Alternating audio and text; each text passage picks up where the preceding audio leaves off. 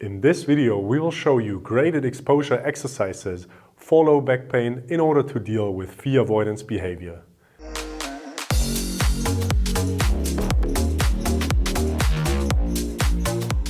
Enroll in our online course now. Link is in the video description. Hi and welcome back to Physiotutors. In an earlier video on pain and motor control, we have shown that movement changes in pain across a spectrum from subtle changes in muscle coordination to complete avoidance of a function.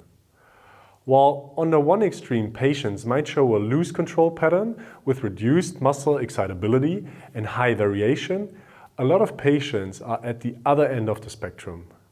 These patients with a tight control pattern display high levels of co-contraction, reduced variability, and often fear avoidance behavior. A study by Karayanis et al. In the year 2013 also showed that fear of movement is related to trunk stiffness in low back pain. So we might have a vicious circle going on here in which both factors keep reinforcing each other. Maras et al. In the year 2001 showed that spinal loads are increased in low back pain as a result of this co-contraction, which might further sensitize structures in the back.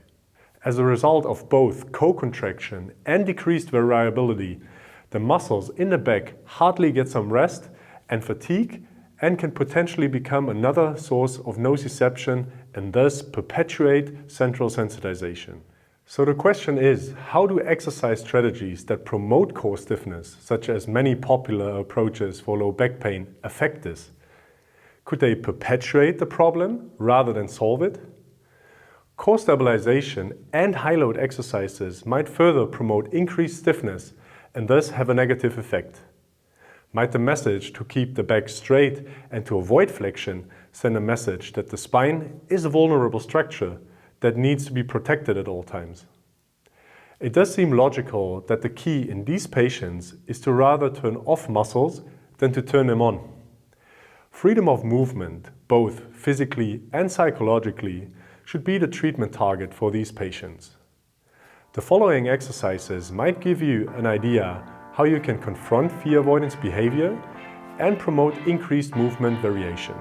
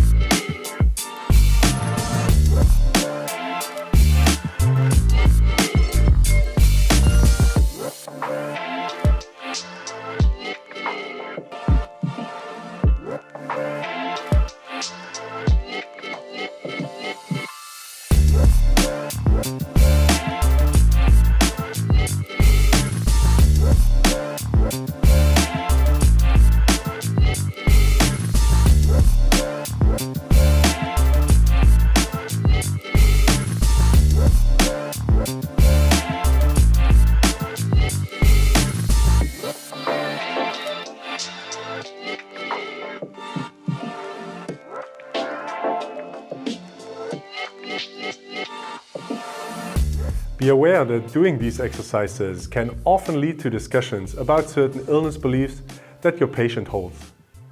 This can also be a great opening to get important messages from pain science across. So be prepared to come up with good explanations for why you're doing a certain exercise. Be prepared to reassure, to provide evidence from studies, or maybe a pain metaphor. Whatever you think might work best to change your patient's illness beliefs.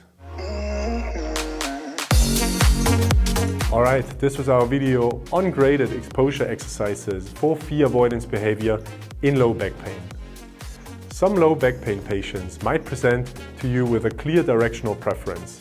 In this case, exercises into the direction of preference can be helpful. Click on the video right next to me to get a couple of ideas on how to do that. A lot of this information and so much more can be found in our soon-to-be-released online course for physiotherapy of the spine on our website study.physiotutors.com. As always, thanks a lot for watching, and I'll see you in another video. Bye.